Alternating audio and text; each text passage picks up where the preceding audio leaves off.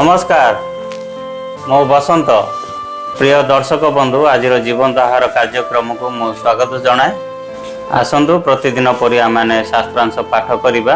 आज शास्त्रांश आदि पुस्तक 42 1 रु 17। आज मुख्य प्रसंग स्वप्न सबु सफल हैला। आउ मिसर देश रे शस्य अछि एही कथा सुनी याकूब आपणा पुत्र मान को कहिले तुमे माने कहीं एक आरेक प्रति अनाई रहुअछ।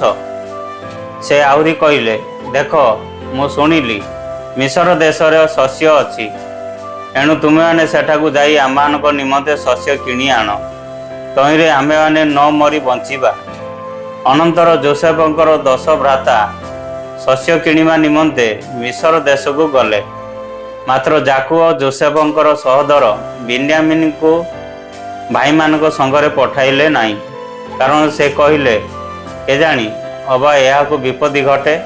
सेतेबेले सेठाकू जिबा लोकमानक मध्यरे इस्राएलंकर पुत्र माने शस्य किणिबा निमंते गले, जेहेतु किनान देश रे मध्य दुर्भिक्ष थिला। सेही समय रे जोसेफ सेही देशर अध्यक्ष हेबारु देशीय लोक समस्तंकु शस्य विक्रय करुथिले। तहिरे जोसेफंकर भ्रातृगण आसी तांको भूमिष्ठ प्रणाम कले। सेतेबेले जोसेफ आपणा भाई मानकु देखि चिन्हिले, मात्र सेमानक आगरे अपरिचित लोक परी व्यवहार करी कटु कथारे कहिले तुम्बे माने केउठारु आसीअछ। सेमाने कहिले किनान देशरु खाद्य द्रव्य किनिबाकू आसीअछु। मात्र जोसेफ आपणा भाई मानकु चिन्हिले हैं सेमाने तांकु चिन्हि पारिले नाही। तो जोसेफ सेमानक विषय जे सबु स्वप्न देखितिले ता स्मरण करी सेमानकु कहिले तुमे माने चोर लोक देशर छिद्र अनुसंधान करने तुमे माने आसीअछ। सेमाने कहिले ना प्रभु ता नुहे आपणकर एई दास माने खाद्य द्रव्य किनिबाकू आसीअछंती। आमाने समस्ते एक व्यक्तिर पुत्र, आमे माने विश्वासी लोक, आपणकर एई दास माने चोर नुहंती। तेबे से सेमानकु कहिले ना ना तुमे माने देशर छिद्र अनुसंधान करने को आसीअछ। सेमाने कहले आपणकर एई दास माने 12 भ्राता किनान देश निवासी जनकर पुत्र। आउ देखंतु आममानकर कनिष्ठ भ्राता पिता निकटरे अछि, पुणी जणे नाही। तहु जोसेफ सेमानकु कहले आम्भे तुमानकु चोर बोली जहा कहलु तुमे माने ताही प्रमाण, एहा द्वारा तुमानकु परीक्षा करा जिवो। आम्भे फारर आयुर शपथ करी कहूछु तुमानकर कनिष्ठ भ्राता एठाकू न आसिले तुम्भे माने एठारू जाई पारिबो नाही। तुमानक मध्यरु जनकू पठाओ, से तुम भाई को आणु। तुम्भे माने बंदी थाओ, तुमानक कथा सत्य कि नाही परीक्षा हेले जना जीवो। नहिले आम्बे फारर आयुर शपथ करी कहूछु तुम्भे माने अवश्य चोर अट। तहु जोसेफ सेमानकु 3 दिन कारागार रे बंद करी रखिले। प्रिय दर्शक बंधु आसंतु जहाँ माने पाठ करियोछु ता भाबिबा बुझिबा निमंते चेष्टा करिबा। जेतेबेले मरुडीर प्रभाव किनान रे देखा देला सेतेबेले याकूब राहेल रो पुत्र बेंजामिन को छाड़ी सबु पुओंकु खाद्य अन्वेषण रे मिसर को पठाइला। पद 1 रु 5। जेतेबेले जोसेफर बड़ भाई मिसर रे पहुँचला सेमाने जोसेफ को न जानी तांकु आंठुपाती प्रणाम कले। सेतेबेले जोसेफ स्मरण कले जे से जो स्वप्न जोबा थिबा समय देखितिले ता भाई मानक प्रथम आसीबारे सफल हैला, किंतु जेतेबेले तांको पिता याकूब सहित बेंजामिन आसिला सेतेबेले तार द्वितीय स्वप्न सफल हैला।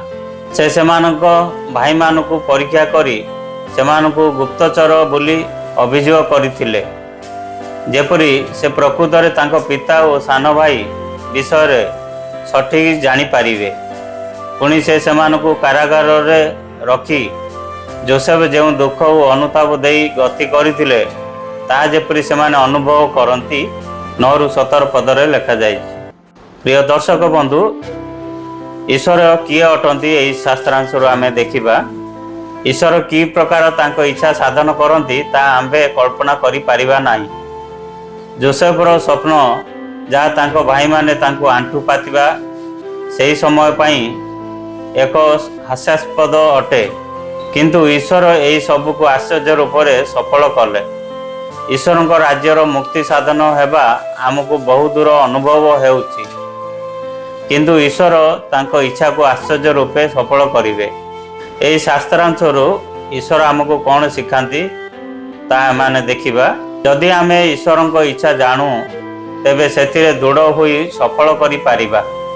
जोसेफ जानिथिले जे द्वितीय स्वप्न मध्य ईश्वर इच्छा, एणु से शांतिपूर्ण भाव में तांको पिता और सान भाई को मिस्र को आनीथिला।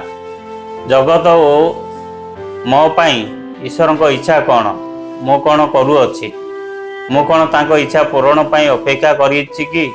प्रिय दर्शक बंधु, आज जहाँ आम पाठ कलु ता आम जीवन में प्रयोग करने चेष्टा करिबा।